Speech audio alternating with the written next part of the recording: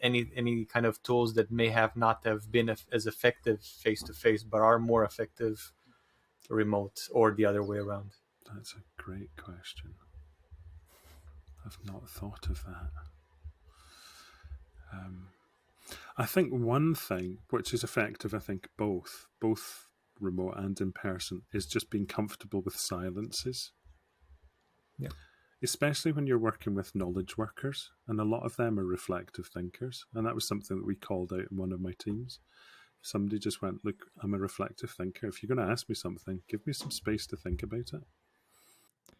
All right. And we are back. Hello, everyone. I'm back with Vlad, and we have our guest, Gareth Saunders. Hi, Gareth. Hello. And today we're going to cover quite a few interesting topics, hopefully. So let's just dive straight into it. And Gareth, first of all, thank you for coming to our podcast. And let's pretend this is an interview. So tell me about yourself. Gosh, where do you want to start? I'm Scottish. There's the most immediate thing from my accent, for those not sure. I'm 51. I currently work as a Scrum Master with Andre. That's the connection there. But I've not always been a Scrum Master. When I was at high school, I had dreams of being an Anglican priest, probably like many people out there. But I wanted to become a computer programmer before I did that. But actually what happened was I went to university, I studied theology, I worked in a textile mill in the Scottish Borders. I then moved to London and worked with homeless people for 3 years before returning to Edinburgh. Did more theology, was ordained a priest, worked in the church for 7 years, at the cathedral in Inverness, and then in 3 parishes, and a hospital and a prison in Edinburgh. And then I made that seamless transition to information architecture and website management, like many people do. And from there, I then learned about Agile. It was XP at the time. I went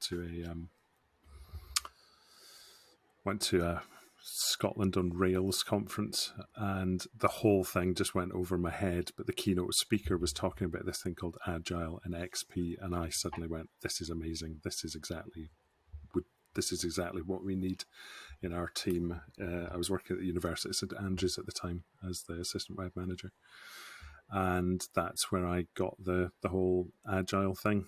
XP led to Lean and Scrum, then DSDM, Agile PM. I ended up as a Agile project manager, program manager, and business analyst. And then when I left the university, I moved into a focused Scrum Master role. And I'm now in my 3rd Scrum Master role. Nice. So, there you go. There's a brief history of me. Quite a massive CV you amassed there. Quite a lot of people, wow. Quite a lot of interviewers have said to me that they found my CV particularly interesting, and they read every word.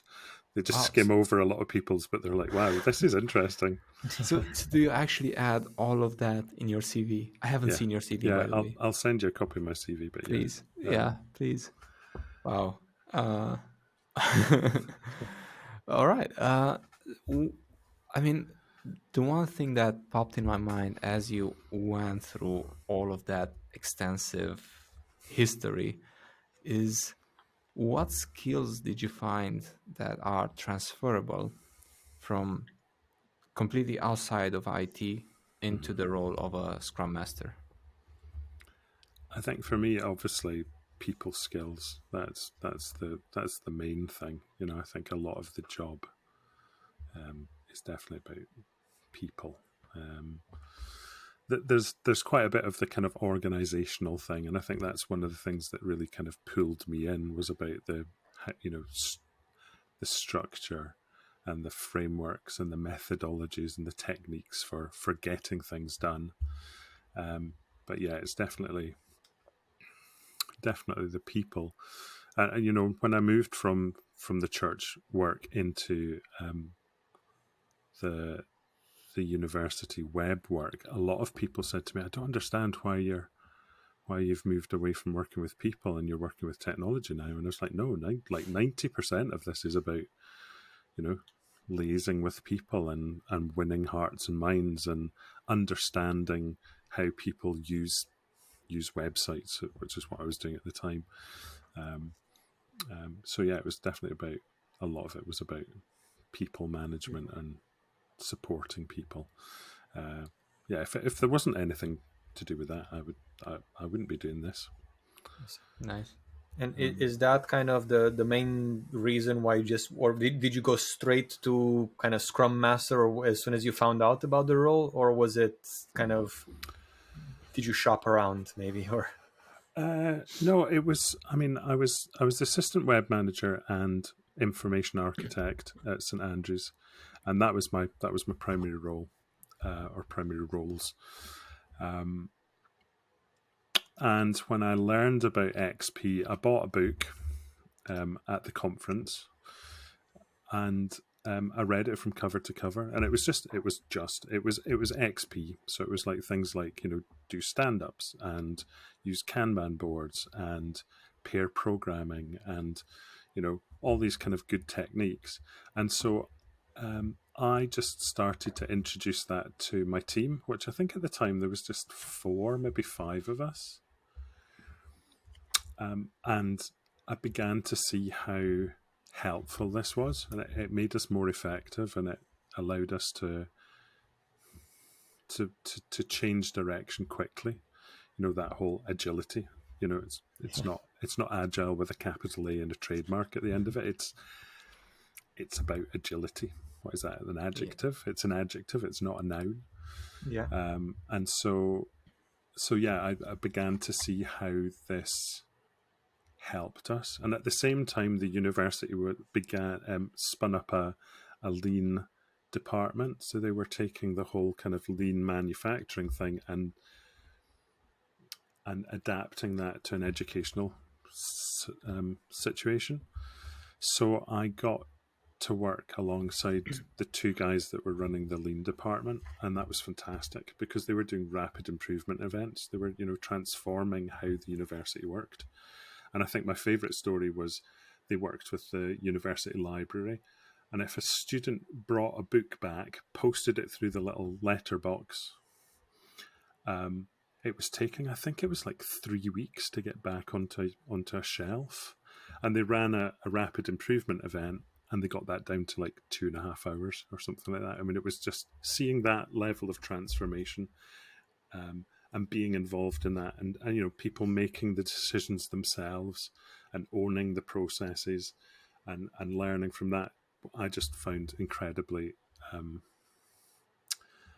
empowering and exciting. And so we started to use some of those, and like I said, we then kind of started exploring Scrum, and we got to a point where we somehow managed to convince the university to restructure how we were working and train the entire department, including our bosses, in DSDM, which was chosen for us by one of the business analysts because he felt that it worked best for the university processes. And within the core of, or in the center of DSDM, is something that's not too far from Scrum anyway. So I think partly because I was really interested in it, and partly because I had a lot of energy and went, right, let's do this, let's try these things. What about this technique? What about that? I ended up becoming essentially the Scrum Master in the team. So wow, there's actually a lot to dissect there, and I wanna take actually a few steps back. First of all, you mentioned buying the book on XP. Now, for anyone interested, and I'm asking you this because I know you read a lot, and I know you have a lot of information in your head. Is there like, do you recommend perhaps reading books on Scrum as a general topic, or do you recommend anything in particular, like look out for bottlenecks or OKRs if you need them or stuff like that? Or is there anything that you would recommend for anyone who wants to get into the whole idea of Scrum and then they want to read something? I think it depends. If I'm understanding your question correctly, I think it depends on what your learning style is. I know that my learning style is getting the theory in there first and then trying it out practically. I have to know the model. I have to know the kind of the big picture. And for someone who has your style, what would you What books I what would would you, yeah, recommend? Well, books or obviously there's blogs? there's the Scrum Guide. I mean, that's if you want to get to Scrum Guide That's a online. given, yeah. That the Agile Manifesto is something I go back to every week. Like, kind of remind myself of individuals and interactions over processes and tools, and that's always my first go-to in any kind of situation. And also What's kind of worth mentioning, because it's one thing that we've recorded one episode and we realized we want to make this episode for maybe people that are not in IT. So it's just worth mentioning a few small details, like Sure. the Scrum Guide and the Agile Manifesto are free online, accessible Yeah. for anybody that can, basically. Absolutely. And the Agile Manifesto, it was a bunch of developers, were they, who got together in a ski lodge in the States and were dissatisfied with the way that software development was being run. Big projects where, the kind of whole classic waterfall thing where you put all the effort into creating the specification and then you spend a long time building it, and then hopefully at the end of it you've built what they want. And the very last project I ever worked on was just like a perfect case study of that, because we spent 9 to 10 months developing this website for our internal customer, and we presented it to her, and she said, "That's exactly what I asked for, but it's not what we need now." And it was just like, I couldn't have asked for a better quote, to to justify moving to an agile approach. The very next project I worked on, we broke it down into like 6 main parts, and then worked with the customer and delivered, and actually launched a small website. And then we decided what's the next bit, and we changed our mind, or the customer changed his mind based on what was going on at the time. Oh, this is a higher priority. 2 weeks later we had a new part. 2 weeks later a new part. And it was that kind of approach of actually seeing iterative development and adding value. It was a brilliant introduction. But yeah, going back to your question, I mean, those are definitely good places to start. I'm hugely fond of The Art of Agile Development, which is the book that I started with. It's James Shore and Shane Warden. It's an O'Reilly book, and that just gave me a really good grounding in techniques, because the whole agile thing as well. Like I said, I came from XP, and I started adopting things like Lean and Scrum, DSDM, and I just kind of see it as like a toolbox. You've got all these different tools that we can use in different situations. I'm not just kind of wedded to one particular method or methodology.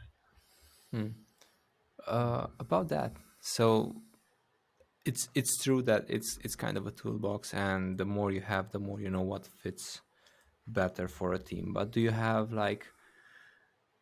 a particular approach when you join a team that's already been spun up at some point prior to you joining? Yes. I'm not going to tell you what it is, though. No. Yeah, I mean, I go back to the Agile Manifesto, which says individuals and interactions over processes and tools. So I have I meet the whole team as a start. And then I schedule one-to-one meetings with the individuals. And I always listen and ask them how they are, how they see the team, how can I support the team, how can I support them individually? Do they have any particular things that they are feeling frustrated about or excited about? Just kind of get a feel for what's going on, and build relationships, because that's what it's about, really.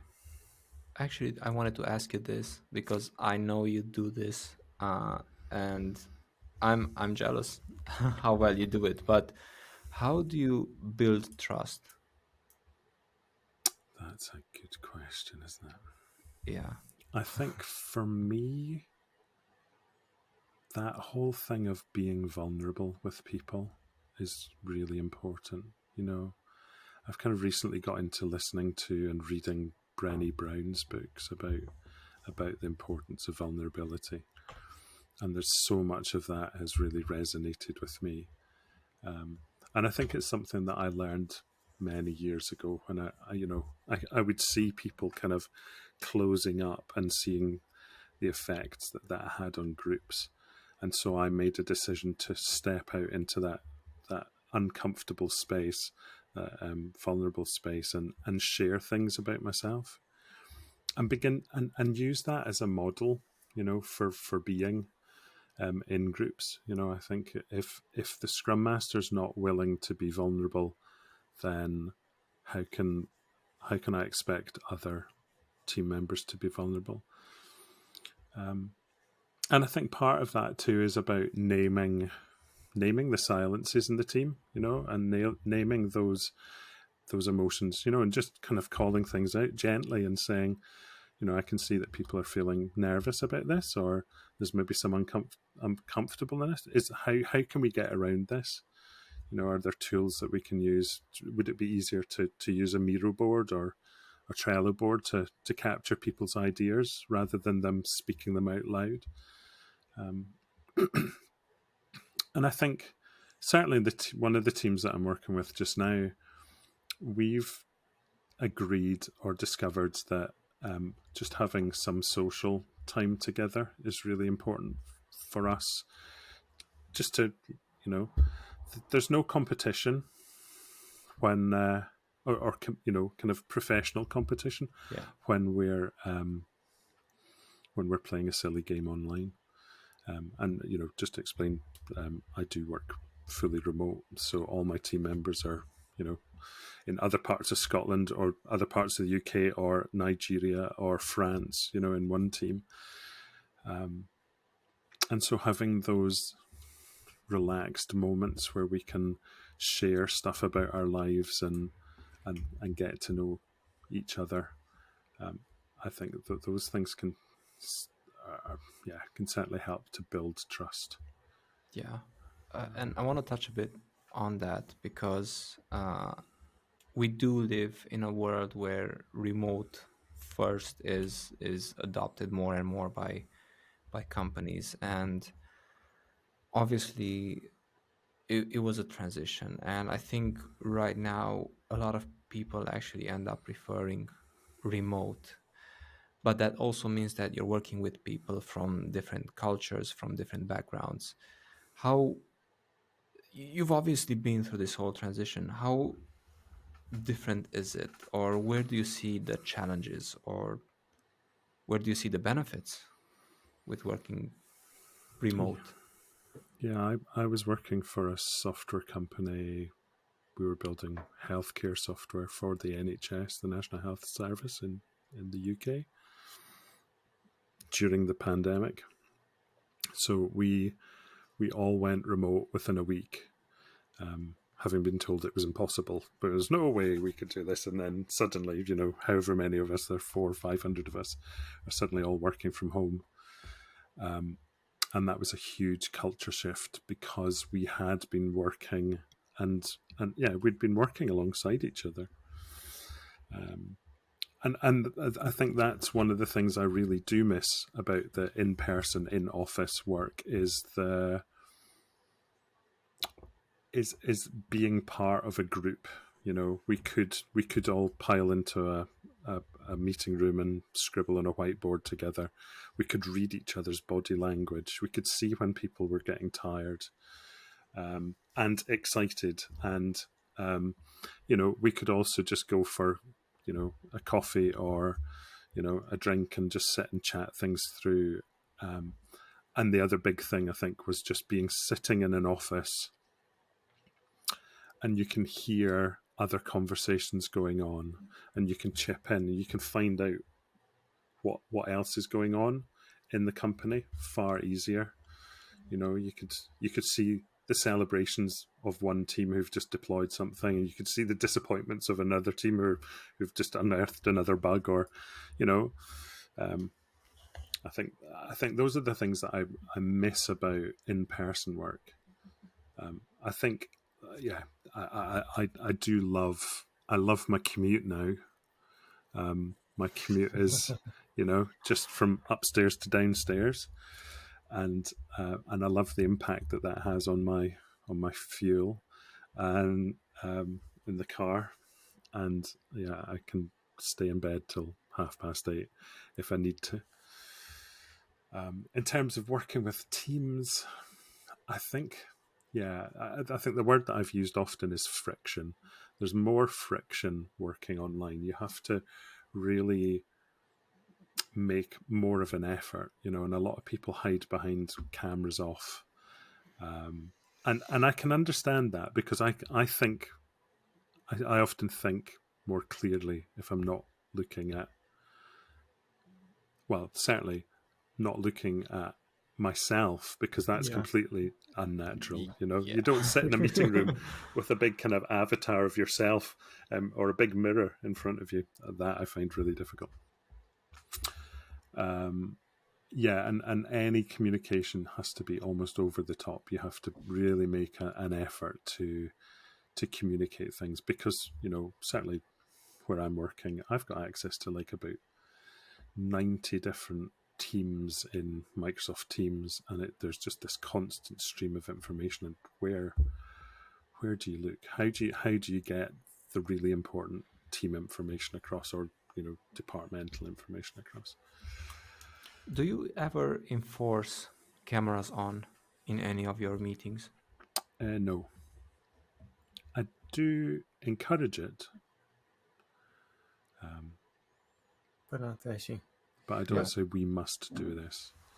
And do you have any specific, I guess, techniques that either you've developed or learned from working remotely, as opposed to kind of working in any kind of tools that may have not have been as effective face to face, but are more effective remote, or the other way around? That's a great question. I've not thought of that. I think one thing which is effective, I think both remote and in person, is just being comfortable with silences. Yeah. Especially when you're working with knowledge workers, and a lot of them are reflective thinkers. And that was something that we called out in one of my teams. Somebody just went, look, I'm a reflective thinker. If you're going to ask me something, give me some space to think about it. So it's okay for there to be silences, as I'm about to demonstrate. That's a good one, because usually what's happening in any calls is you ask someone something, let's say, and they're on mute, and if they don't reply within 3 seconds, and I think you've been to a lot of calls where that happened, and you ask them, and then you just wait like 3 seconds and say, "You're on mute, by the way." So there's some added pressure of, by the way, don't forget to unmute yourself, because if they're not on camera, you kind of forget that, or did they just leave their microphone off? It happens. Did they not pay attention? Also can happen.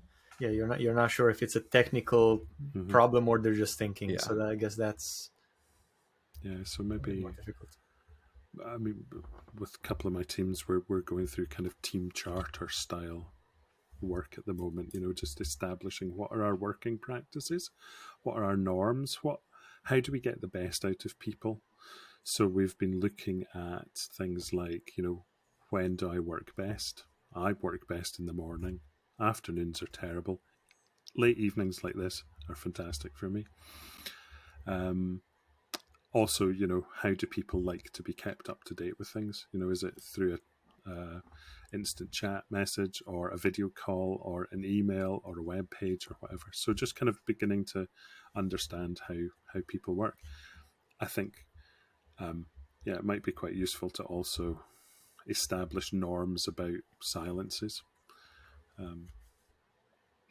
But yeah, it'd be interesting to see if there's any studies done to how much silence there is in person workshops, for example. Because I do remember working with various other teams in the past where, you know, somebody would ask a question and there'd be like 15 of us in a room just standing in silence for like 2 minutes, just thinking things through or drawing things on the whiteboard.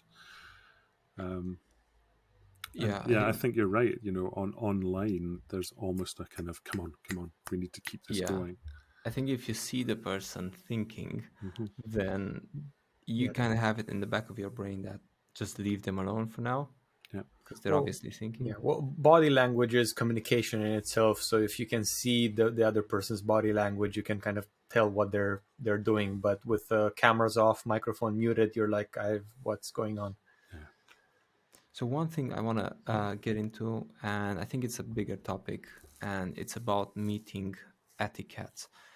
But just to start things off, you mentioned asking people when are they most comfortable working. So let's say you have a team, 5 people, to keep it simple, and most of them prefer working in the evenings. Do you actually move the stand up as well towards the end of the working day? I would give the team the option. What works best for them. Yeah. But you know, within one of my teams, you know, we've got. I'm in the UK. We've got a couple of people in Romania. We've got three developers and a QA in India. So they're like 5.5 hours ahead. So we have daily stand up or daily scrum at 9:30 my time, but it's afternoon for them, and that's something that we've started to do. Is, you know, when we gather, everyone's like, "Good morning, good afternoon, good morning, good afternoon." Just kind of acknowledging that we're recognizing where people are globally, and we're not just assuming that, you know, everything runs on Greenwich Mean Time. Yeah. And can you walk us through any meeting etiquettes that perhaps you may have or use Meetings. currently or want to use? I've got a blog post about this. Actually, it's one of the things that I've taken on at work is to prepare a, what do we call them, lunch and learn on meetings and meeting etiquette. It's definitely something I want to improve on, but something that we started in St Andrews because we recognised that a lot of meetings were not effective, and so we came up with some ground rules for our meetings. The first one was that all meetings must have an agenda or a clear description. What is this about? You know, the number of times you got a meeting request and there was nothing about it other than some obscure title, meet about the thing, you know. You're like, I don't know anything about that. And we actually, at St Andrews, if there was no agenda in the meeting, then we cancelled the meeting as a punishment. Serves them right. To learn. Yeah. We had a guideline that was basically invite as few people as possible because meetings are expensive. If you've got an hour meeting and you've got, you know, 10 people there and they're earning what, an average of 30 quid an hour or whatever it was. If you've got some senior people, it's going to be more. That's an expensive meeting. So invite as few people as possible. The people invited should have a direct impact or direct relevance on the meeting objectives. We set a duration. You know, meetings should ideally be 30 minutes. And you needed to justify if it was 45 or an hour. Anything longer was regarded as a workshop. Yeah, we had a rule about, the location, meet in the right kind of place for what you're needing to do. So if you're needing a PC, then use a room that's got one, or a whiteboard. But if it's all online, we've got those tools anyway. Another of ours was, all meetings should produce actionable tasks. So there has to be an outcome to the meeting, or the outcomes could actually be done in the meeting if we had time, if it was kind of short enough. And those were great. And the lean team, certainly at the university, were fantastic at that. They would just pull people in, do something, and then it was kind of like an action hit squad. People would just burst into the into the room, do something, and then leave again, like Batman. People had permission to leave, so we would also work out what the agenda was. And so if someone was only going to be required for one particular part of the meeting, then let's talk about that first, and then they can go, free up their time. And the last one that we had was that meetings may end as soon as the objectives have been reached. So if you've hit the end of your agenda in 10 minutes, 15 minutes, then just end the meeting. You don't have to sit there for the whole duration. So it was just kind of thinking through how can we get the most out of meetings. And I'm sure there's a ton of other stuff that we could think about, and that's one of the reasons that I volunteered to do that lunch and learn, because I want to kind of think, especially through the whole remote work thing. Is there something, or what would be good? Let me ask you something. How important do you think it is for a meeting, and let's say like a bigger one, 10 plus people perhaps, how important is it to have a facilitator in that call? Are you asking this because we've both just done the Agile facilitation course? I'm asking this because throughout this whole meeting etiquettes, you kind of assume that everyone agrees with all of the rules once they join a meeting. More often than not, what I discovered was that it's easy to say, let's have some actions towards the end of the meeting. For me, it was quite hard at times to grab the actions out of everyone's, I don't know, back of their minds, and just say, all right, let's figure out some next steps. So that part is usually really hard. And I'm thinking, right, you have this etiquette and you'll do that lunch and learn with how it should be. Yeah. Now, will that be enforced by everyone, or do you think it's also useful to have some facilitator there that can say, all right, by the way, let's not go over the line, because we do have a tendency sometimes to just go over and then keep discussing this and then just prolong the call for like 15 minutes or even more. And also actions towards the end, that's always something that you need to squeeze out of people almost. So yeah. Well, our Scrum Master daily meeting today, someone was asking me about the difference between heuristics and rules, guidelines and rules, and I would say these are guidelines. These are and guidelines. Yeah, I to answer your question, I think having a facilitator is who is separate from the content, but can focus on the structure of the meeting and facilitation. It's about making things easier, isn't it? And helping people stay on topic and drawing out conversations, repeating points, drawing out points from people, and focusing on the actions. I think absolutely, and certainly during the facilitation training, I remember there was one point that I was facilitating on it, and one of the tutors commented on how good I was at focusing on what's the action, and that's something that, I did a retrospective yesterday, and I kept asking, okay, so what's the action that comes out of this discussion? Have we reached an action yet? No, we need to go back round again for some more discussion. Yeah. What's the action? And focusing on focusing on the process. I do think the role of facilitator is sometimes overlooked or taken for granted, because you do have that etiquette and you do have that guideline. Let's have actions towards the end, or let's have a half an hour call and this is the agenda. I mean, more often than not, the agenda is just there and you don't go through all of it. So you need someone that is outside of the whole discussion that can drive that conversation. And I think that brings value as well. Yeah. I think certainly on the topic of facilitation, I found one of the most valuable things that I got out of our training was that focus on the introduction, the IEEI, the inform, excite, empower, involve, the inform bit. What's the purpose of the meeting? The excitement, you'd bet, kind of explaining the benefits of why are we meeting here? Why should this meeting be important, and why should they care?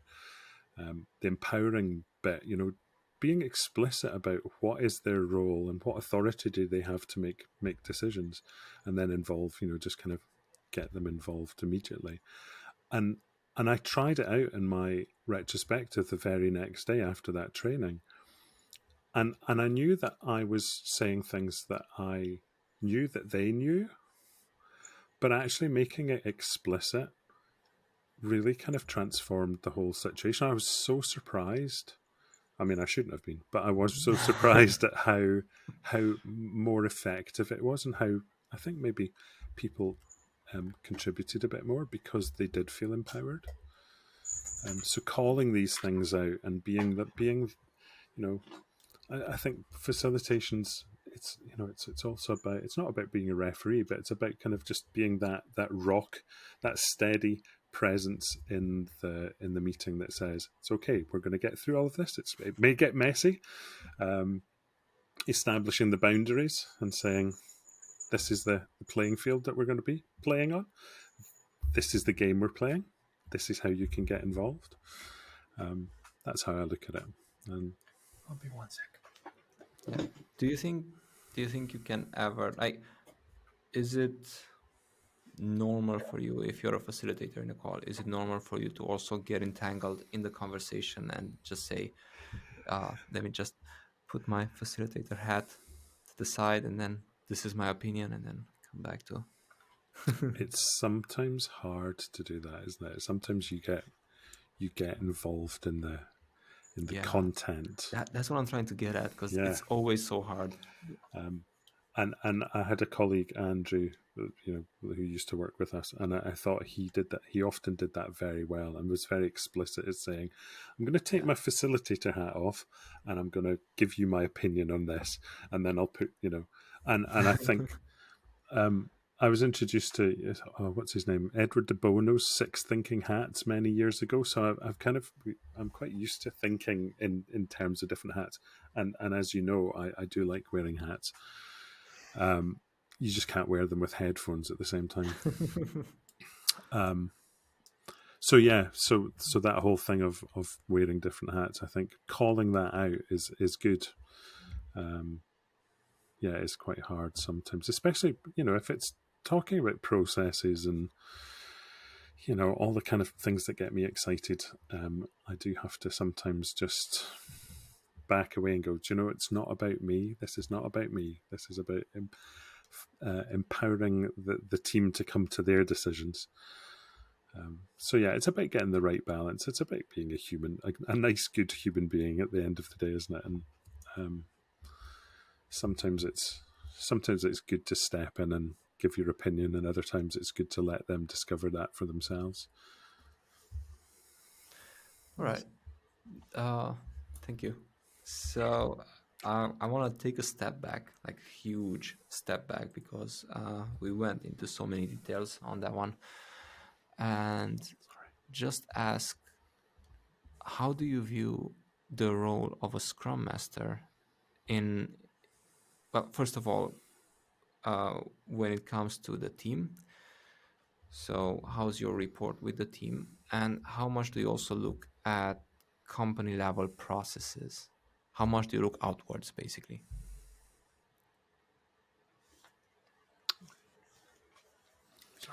I always start looking inwards to the team, because that's, if I'm Scrum Master, I'm one of those three core roles within, that was hard to say, within a Scrum team. You know, you've got the product owner, you've got the Scrum Master, you've got developers, and so yeah, I always see my first allegiances to the team. You know, to support them, to empower them, to, you know, help them deal with impediments, to support the product owner. So yeah, I think it does feel like an interview, doesn't it? I was just thinking the same thing just now. If anything, I probably err on the side, you know, of on the side of supporting the team, without looking at the wider processes. But I think that's certainly for me, that's always been the right initial focus. I think also, you know, when you go into a new organization, it takes a while to get used to and to understand how things work and what the power structure is, and who actually has the power, or who actually has influence in various places, and getting to know people and building trust. And my last job before I joined where I am now, I spoke to one of their like senior, you know, directors of one of the divisions of the company, and she said she'd been there for 15 years, and every week she encounters something new that she, oh, I didn't know we did that. Is that happen? And she, I mean, her advice to me was just don't worry about it. You know, it'll take you 9 months to 12 months to begin to understand how things work. And I think for me in that place, it took me about 6, and I left after 9. So, but where I am now, I think it's taken me, it took me about 9 to 12 months to really begin to go, I now see what I need to do. I now see where my strengths can be used. I now see where the problems lie. And I think, certainly where we are, I think there's I'm certainly feeling blessed by the people that they've brought in to support us in terms of our management, and you know, other agile coaches that are giving us a real clear direction of methods to use, you know, in terms of product discovery versus delivery, and that kind of thing. And certainly for me, you know, I mean, I've already told you, I like to know the big picture. I like to see the map and where I am on the map and where we're supposed to be going. And so for my mind, that whole approach works brilliantly. And I feel now far more empowered to support the wider organization because we've got a clear direction. And I think that was the case for me at St Andrews when I was there too. You know, we had a real digital transformation, and it was very explicit, and we had a very clear understanding of what we were trying to achieve. And that I thrive best in that environment rather than just joining a team where everyone's doing their own thing, and there's no real institutional or even departmental direction, and we're just kind of floating around supporting teams. So can't remember what your question was now. No, but you've answered it, and I actually want to circle back to something for our listeners. You also mentioned having agile coaches alongside Scrum Masters, and I know there's not a clear definition out there that people can just Google it and it makes sense. So what's your view on agile coaches and Scrum Masters in terms of responsibility, in terms of work in general? I mean, I think I've often said that I don't think the term Scrum Master is particularly helpful.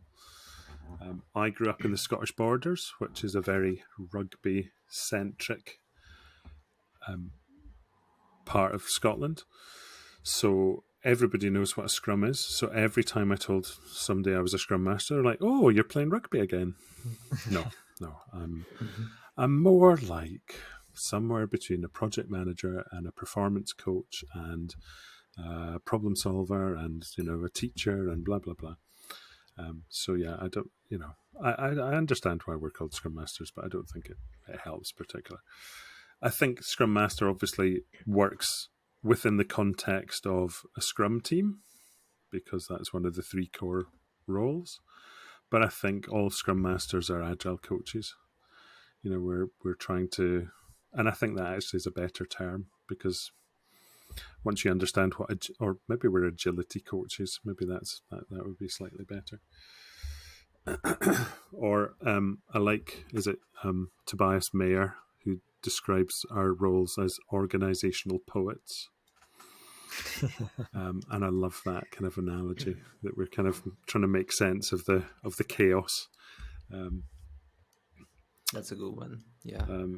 But yeah, in terms of the differences, I think the Scrum Master's got a very core role or a very focused role in supporting a team, supporting the team in, sorting out their mess, supporting the product owner, and also liaising with the organization and trying to make things clear for them.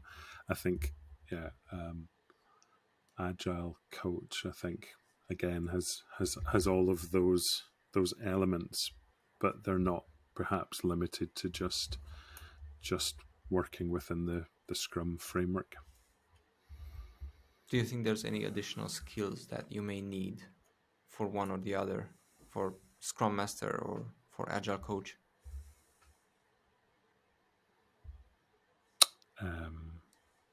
No. You're on mute. No. No, Your Honor. No, I think it's the same. It's the same mindset, isn't it? It's about. It should be. It should be the same mindset. Yeah, about making things easier for people, but also harder. In as much as I think, I don't think I've worked in as disciplined a way as I have in Scrum teams, or DSDM teams. There's a real focus on quality and discipline. I honestly feel like there's almost like an unwritten job description where, as a Scrum Master, you're mostly focused inwards on a team, and as an Agile coach, you're also looking outside the team more often than not. I'm not sure if that's just my encounters with the roles. Yeah, maybe. But worth thinking about it. Right. If it's okay, you mentioned kind of you did mention that this is kind of your third kind of Scrum Master role. Yeah. Did you notice major differences between organizations whenever you kind of had to change from one? As in, like, what tends to be the organization's attitude towards Agile from company to company? Yeah, that's a really good point. I've experienced huge differences. I feel blessed that the first job that I went in, where I was just the Scrum Master, not all the other things I did. I think that was, for me, certainly was a good. I was definitely focused inwards. Kind of that distinction between Scrum Master and Agile Coach.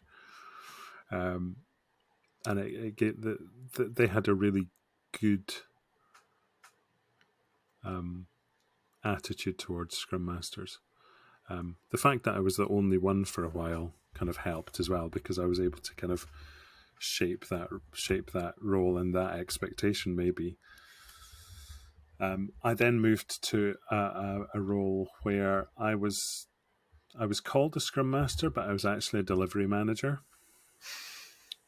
Is there a difference? Oh, intervene. I was focusing entirely on. Yeah, I mean, there's nothing in the Scrum Guide that says every half an hour you need to nag your developers and your QAs to ask, when are you going to deliver that, because it should have been out yesterday. In Scrum, you create your sprint backlog and you run the sprint, and at the end of it, there's your potentially shippable increment, not every 2 days when the delivery manager above me complains that things haven't gone out yet and we've got another deployment tomorrow and when it's going to happen. And that became my role. I was just nagging team members constantly. I couldn't work on anything other than updating people about the progress of tickets in Jira. And I left that because my blood pressure reached like 200 over 105 or something. I mean, it was like seriously affecting my health. And I said to them in my exit interview, this is not a Scrum Master role. Yeah. And then do you mind if I ask about that company? Because that sounds a bit more familiar to me as well, in terms of the I'm not sure if we should. Yeah, but did you try to kind of I'm sure you did, but kind of give feedback to middle and upper management about kind of how Scrum should be, and did they listen at all, or did they take anything in? My manager in that role was an absolute saint. I genuinely felt so upset about having to leave him as my manager when I left the company, because he was such a lovely guy and he was really sympathetic, and as were the other people, above him. I mean, I think I even spoke to the director of that group division that I was part of, and said, this is not Scrum. This is not what an agile coach or a Scrum Master should be working. And everybody went, yeah, we know that, but things are different here. And I just kept saying, well, why? It's not like we're doing anything unique. I mean, the product was unique, but we were developing software and iteratively developing software and iteratively releasing software. Why can't we do that the way that other places do it, or that frees up the Scrum Master to be effective? And I certainly found there were lots of good things in that place, but they'd really got kind of muddled with the whole what is the Scrum Master role. And yeah, when I came back, when I joined this company, that was one of the first things I said in the first week. I was like, oh, thank God, I am a Scrum Master again. Do you view the role as a culture setter within a company? I think it can be. Yeah, absolutely. I'm asking because I strongly believe it is. Yeah. I think culture is mostly being set in the day-to-day dealing with situations or with problems, how you deal with a production bug, how you deal with pressure. That's where you set the culture, rather than just a big company meeting where basically we're being told that this is the company culture. So yeah, I was driving towards that, like how easy it is to perhaps change the culture from just within the team. Because I'm sure you've experienced, and I think quite recently, you've experienced perhaps something that works for a team that doesn't really fit the company culture. Let's say something like moving to a 1 week sprint as opposed to a regular 2 or 3 week sprints that's being done at company level. And then you have proof that they've actually I know you do, you have proof that they've improved their timing.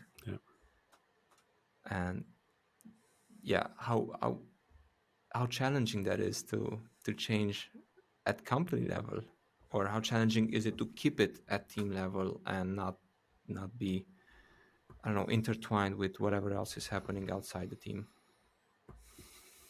It's maybe just part of my personality, where I just kind of, for most of my life, I've just regarded the rules as being there for other people, and I'm just too special. So I have my own set of rules. That's genuinely how I've glided through life. Oh, that doesn't apply to me. It's fine, Not bad. Uh, it's worked for me so far. But I think there's been part of that. We've just, but yeah, I don't know. That certainly the team that you're referring to there, we were taking on far too much work. You know, we had too much work in progress. We were never completing things, and after what was 6, so it was 12 weeks. So yeah, it was about 3 months of me nagging, gently nagging, going, fewer items in progress, less work in progress. Let's what can we do to change things? We then moved to a 3-week sprint because there was a command from on high that we needed to align with other teams within our product line, which was nonsense, because we didn't. There was no dependencies. There was no reason for us to align other than somebody thought this was a good idea. Actually, our throughput actually improved during that point, but not a lot. And then it was through conversations with our principal engineer about how do we force there to be less work in progress. And we thought, well, we've tried lots of things. Why don't we reduce time? So we moved to a 1-week sprint. That forces us to really focus on what do we want to achieve within, well, it's 5 days, isn't it? 5 work days. And tell us about how you gathered the data that the team improved. I think that's good to know for anyone who wants to have another tool in their toolbox. When I left my previous place, the other place, there'd been a joke that my catchphrase was, "When will it get done?" Because that's what I spent most of my time just going, when's this going to be finished? I'm really sorry to ask you this, but when's this going to be finished? And bless them, the developers of my team were so lovely and understanding. They're like, it's not your fault, it's okay. When I left there, I'd come across a book by Daniel Vacanti called When Will It Be Done? And I started to read that. And I've read it through, but I've only implemented half of it because half of it's about how do you calculate how long it takes to do individual items. And he makes a very obvious point that if you want to know how long it takes a team to do something, measure how long it takes a team to do something. It's as simple as that. Define what's your start point. And so for us, it's when it moves from, to do to in progress. Define what is your end point when it hits done. Calculate the time between those. And then I started to gather that data myself in Excel.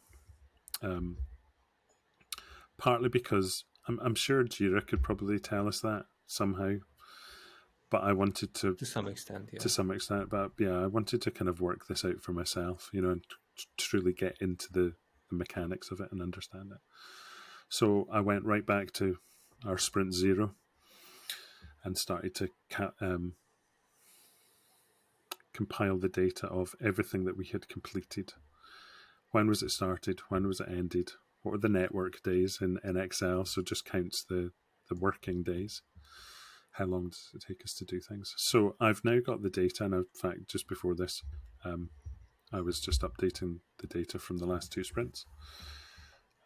So I've now clearly got all-time data. I've got our 2-week sprints, I've got our 3-week sprints, and I've got our 1-week sprints. And I can see that on 2 and 3-week sprints, about 85% of all our tickets were being done, completed in 30 days or less. And it's now down to 7 days, I think. So that's a huge change. It's a huge change. It's it's like 4 times faster. And basically, you're just restricting the sprint length. Yeah. To some extent, to simplify it. Yeah. Yeah, I was gonna ask about that. Like, I'm extremely new to Scrum, and I kind of work in a little bit of a hectic environment, but I've never I guess it might just be the nature of the environment that I work in. I've never asked the question, when will this be done, because of how the circumstances of where I work is. It's always, okay, we got a week or we got two. What can you get done in 2 weeks? And I'm only, it's almost like I'm asking you now, and then I'm never going to pester you until the 2 week mark is done. Is that a wrong approach, do you think? Or I don't know if there's a right or wrong approach, but this is the first time that I'm guessing I'm hearing kind of pestering or kind of nagging people. Yeah, I don't recommend it as a as a way to build trust with your team. Yeah, um, fair enough.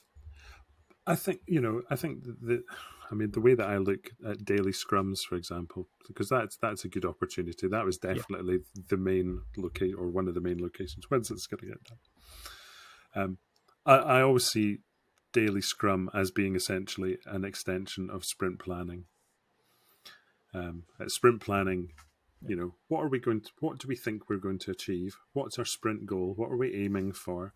And every 24 hours, we then look at, where are you now? Where do we want to go? Do we need to adjust our course? That's maybe the right place to ask the question: are we going to get this completed or not? But it's also a good place to have those conversations about, are we building the right thing still? Do we, what have we learned during the last 24 hours? Do we think we're still heading in the right direction? And I remember listening to a podcast about, when they took the Apollo missions to the moon. I just naively had thought they just pointed it in the direction of the moon, and they just they just fired off, and hey, we're at the moon. They were constantly making small adjustments. And that for me is that fantastic analogy for Scrum teams. It's, what are the small adjustments we need to make? Sometimes the small adjustment is we need to completely stop what we're building this sprint and just abandon the sprint because we've learned enough to say this is wrong. And I've been involved in a few of those sprints where we've just gone, yeah, let's pull the plug, stop. And there's been others where we've dug into stuff and realized, actually, to achieve our outcome, we don't need to build all of this stuff. There's just a small subset of that we need to build. And conversely, you dig into stuff and go, oh, this is much bigger than we thought. But yeah, I think, trying to focus on the sprint goal.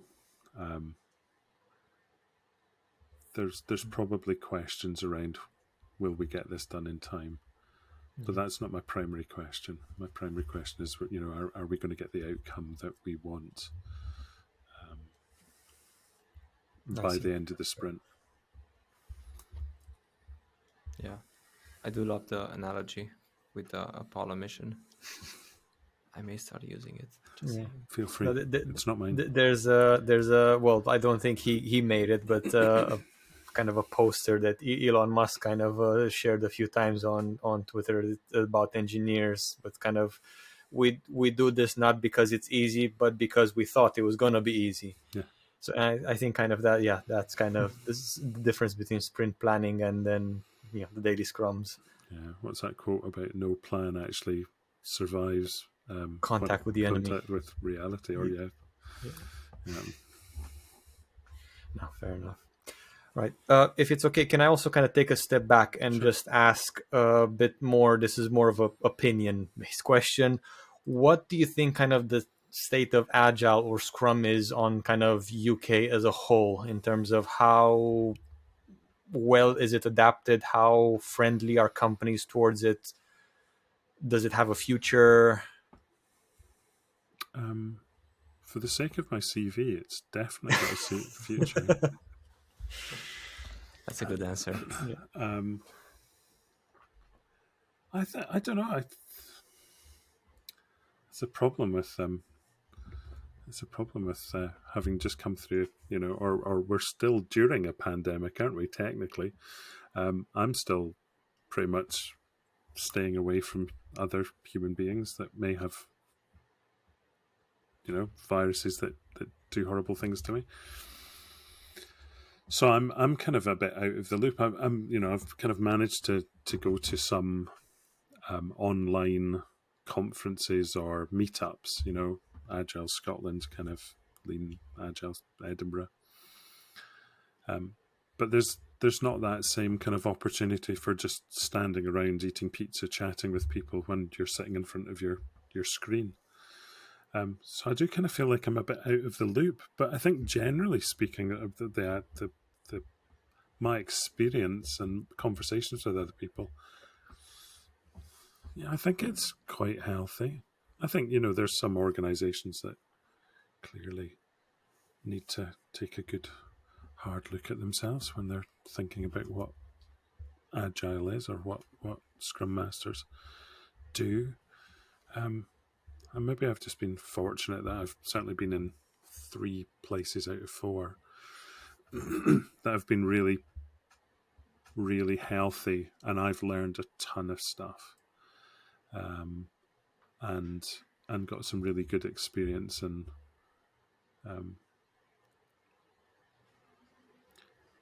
and the attitude from developers has and managers, I guess, too, about the role of agility and the role of Scrum Masters or Agile coaches themselves, I think, has been really positive.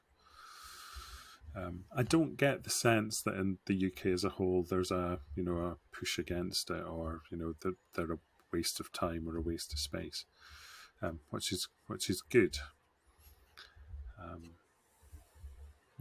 I don't know. I'm not a very good spokesperson for the UK. I'm really sorry. That's fine. I'm not necessarily kind of a spokesperson or for the UK. I'm just thinking kind of if somebody were to start a journey and they'd be interested in Agile, is it, I guess, an encouraging maybe playing field or an encouraging environment in the UK? Or I think absolutely, and I think one of the things to do would be to find your local meetup. Meetup.com, for example, you just need to search in Agile or Lean or Scrum or whatever, and find there's definitely at least 2 in Scotland. There's Glasgow and Edinburgh run them. There's an Agile across the whole of Scotland. I can only really speak for Scotland because that's where I am. But certainly my experience there, some lovely, lovely people, some really intelligent people, and really welcoming people.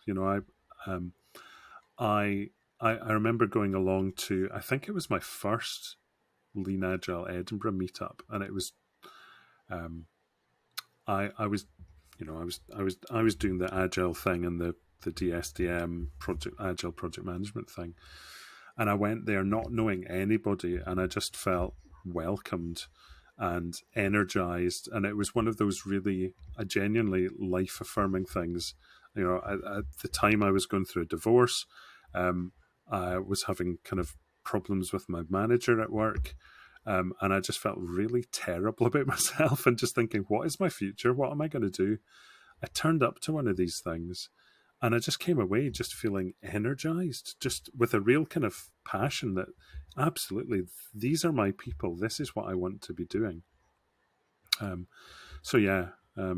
think if anyone's interested in this, then look for these things. Some of them are online, some of them are in person. I've certainly always found them to be welcoming and exciting and inclusive, and yeah, definitely. Or reach out to me. I'll talk to anyone. Fair enough. Nice. Thank you. Thank you for all the information that you provided for us and for everyone listening or watching. Thank you very much. You're welcome. Yeah. That's a good place to end it then. You don't want to talk about my book then? So please. Please. So shameless plug almost, but it's not really. You brought it up. Yeah. One of the things which I discovered about Gareth, and it was just like a random thing. he just randomly mentioned that he wrote a book, and I was like, oh, all right. Anything agile or anything Scrum or anything like? Tell us about it. And Gareth, Hi. please tell us about it. Well, I've written a few books in my day. My first book was the third edition of Teach Yourself Mahjong, the Chinese game, which I grew up playing because my mum had spent some of her childhood in Malaysia. But this particular book that you're talking about, you know when when you get emails. I've had a website and a blog for since about 2000, so like the last 23 years, and every week pretty much I get an email from someone asking, can they write a guest post on my blog or add links to my blog to link through to their articles. And I used to just delete them. And it was about 2009. So my twins, I've got twin boys, they were about 1. And I must have been hugely sleep deprived. And I decided, you know what? Why don't I just write back to them? But in a kind of really chatty way. You know, I missed writing long letters to my friends with tons of detail. So I kind of created this persona of a guy who lived next door to a man called Colin, who ran the local internet shop, as he called it. And I would just tell them about, there were always late replies, and I would always reply saying, oh, I'm really sorry that I've taken so long, but, you know, I've had problems, but Colin next door has been really helpful and helped me. And this just carried on. From 2009, I just kept replying to things until lockdown, when I was a bit bored during one of the school holidays. We weren't going anywhere, and we were all kind of, you know, on national lockdown. So I thought, you know what, I'm just going to pull these together into a book. So I wrote this book called I Like to Write Back. And it's just basically these are all genuine emails that I replied to people. Most people just never replied to me, but there were a few that did reply. Someone commented saying that my email was possibly the best email he'd ever received. And I think, you know, one of the things that I'd kept thinking, I had in the back of my mind during the whatever it was, 10 years or more that I'd been writing these things, was that I felt that there ought to be some kind of story arc. You know, this sort of there would be some kind of story that would take the reader somewhere, but the story was just told to lots of different people who had no idea of what had happened before. Yeah. But actually, in the end, it just was this kind of rambling nonsense that actually probably matched where we were nationally during a pandemic of the nobody really knows what's going on and it's all just kind of slight chaos anyway. And it did seem to kind of fit where the story had ended up. So that's my bit of nonsense. Did you make any friends though along the way? No, not a single one. Not even Randy Sears, who for his first two emails to me misspelt his own name. He actually called himself Randy Seals, which had a whole other connotation. Oh dear. So, what category would you kind of put your book in? If people would look for it in the bookstore, what genre would they find it under? is there one for rubbish? Self-development? Just the bin. Comedy. I don't know. I just called it a collection of silly replies to unsolicited emails. So maybe comedy. I don't know. It's fair enough. It's certainly a lot of my friends have read it and they've laughed and in fact the reason that I bought this microphone that I'm speaking into was so that I could record the audiobook, because some of my friends were like, you have to read this because I'm reading these in your voice. So yeah. So does that mean that at some point we're gonna find it on Audible or audiobooks online? You're listening to Audible, I used to do voiceovers for somebody's tour, audio tour. Nice. Well, probably not on Audible because I can't be bothered to work out the logistics of that. It'll probably just be a free download from my website. No, fair enough. In I'm that I'm case, if I'm very much sorry, in. I was going to say I'm very much into open source and making stuff free. Can you no, also give us the link for anyone who wants to look yeah, at all your blogs and whatever you're that's what I was gonna. sharing with the world? Just read. We'll also Want to read it post out? it. It's Yeah, www.gareth GARETH Saunders SAUNDERS.co.uk. nice. We'll provide the link as well somewhere in the description, but nice to also spell it out Thanks. with the World Wide Web in front of it.